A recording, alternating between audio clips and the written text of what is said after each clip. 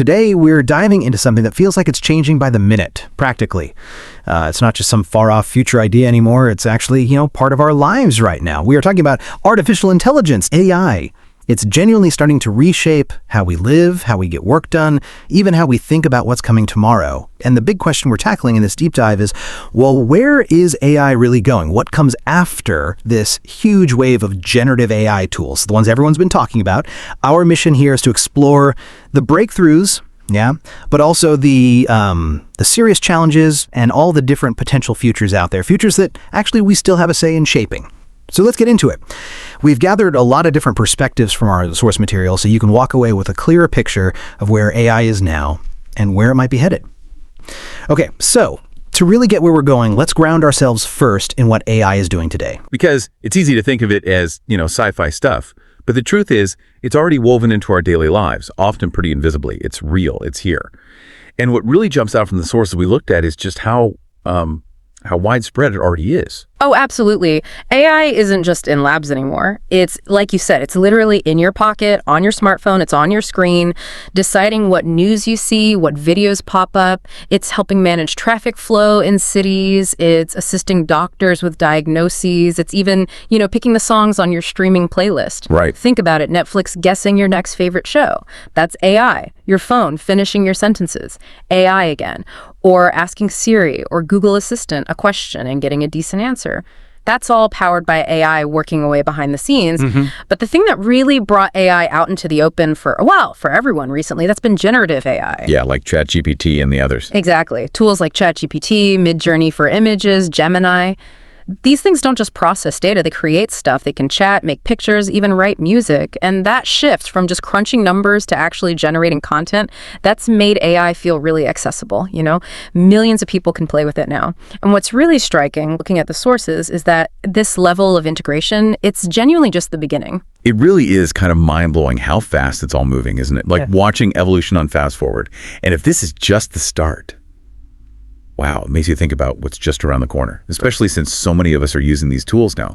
So, okay, if AI is already this fundamental, what about the near future? Let's look ahead, say, the next 5 years or so. What can we realistically expect? Right, the next 5 years. Well, the forecast suggests we're moving beyond just incremental improvements. We're likely to see some really transformative changes. Think about your personal life first. Imagine AI not just as a tool you ask questions, but as a sort of comprehensive life manager. Okay. Like how?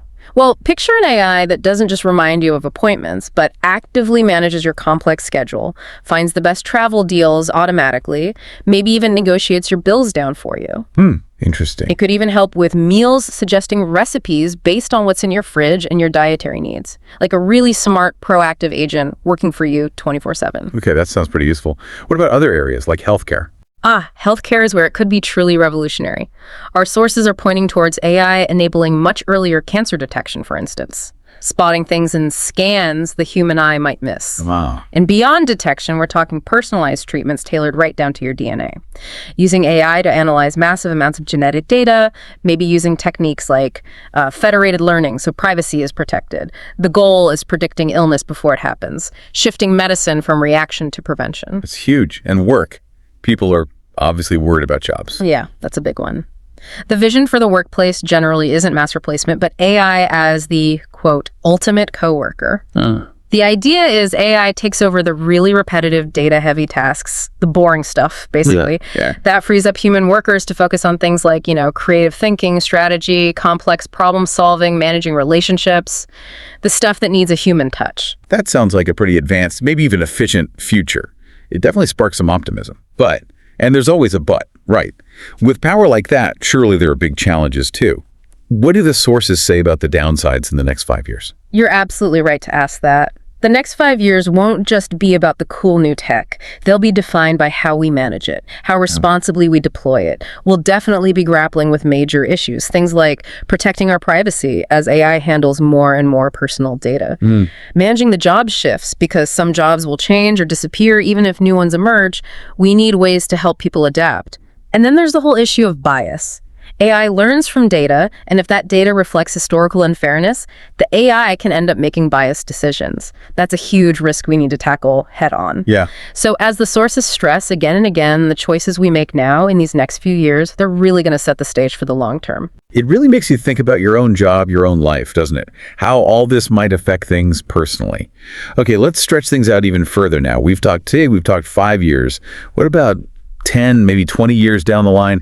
This is where things start to sound really different. Exactly. Right now, most AI is what experts call narrow AI. It's really good at one specific thing, like playing chess or translating languages. Right. But the long-term goal, the sort of holy grail for many researchers, is artificial general intelligence. AGI. AGI. Okay, what does that mean exactly? AGI wouldn't be narrow. It would be an AI that can think, learn, adapt, and reason across all sorts of different tasks and kinds of knowledge. Much more like human intelligence, but potentially much faster or broader. Okay, like a truly thinking machine. Pretty much. And it's still an if, though many think it's when if we achieve AGI. The potential is just staggering.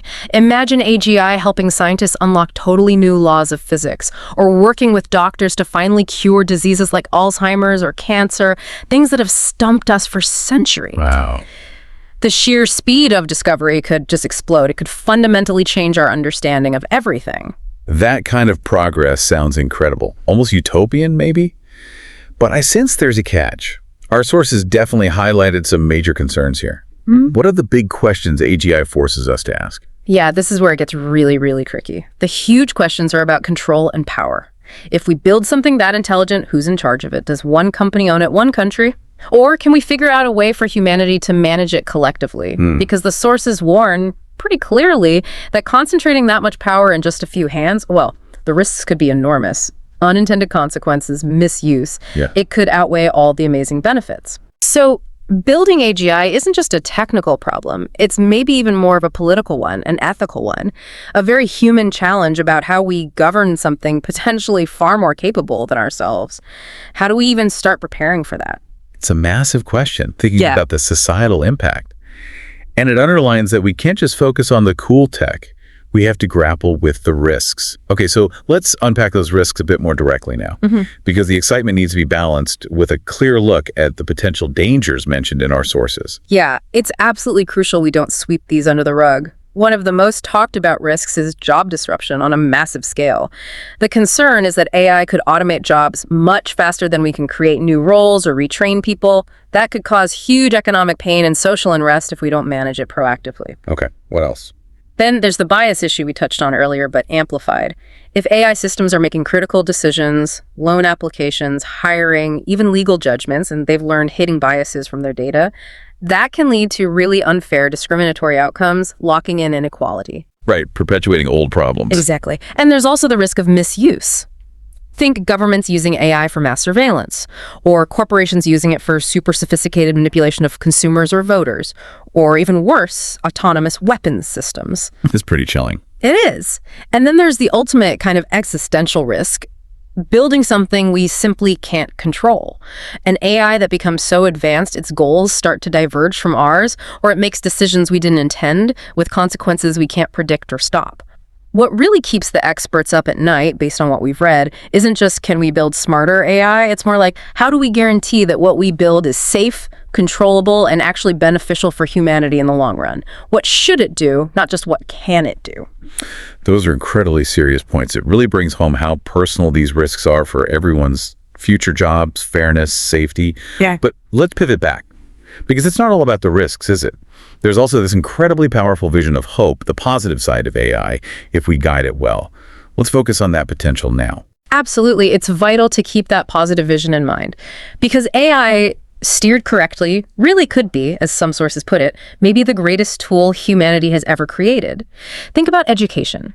Imagine AI tutors that adapt perfectly to every single child's learning style anywhere in the world, making truly personalized, world-class education accessible to everyone. That would be amazing. Or healthcare breakthroughs, not just treating disease, but potentially extending healthy human lifespans significantly, helping us live longer, healthier lives through predictive and personalized medicine. Right. And for the planet, AI could be key to tackling climate change modeling, complex environmental systems, optimizing energy use, finding new sustainable materials or farming techniques. Okay. Even creativity. We're already seeing AI collaborating with humans to create new kinds of art, music, stories. It could unlock whole new forms of human expression we haven't even imagined yet.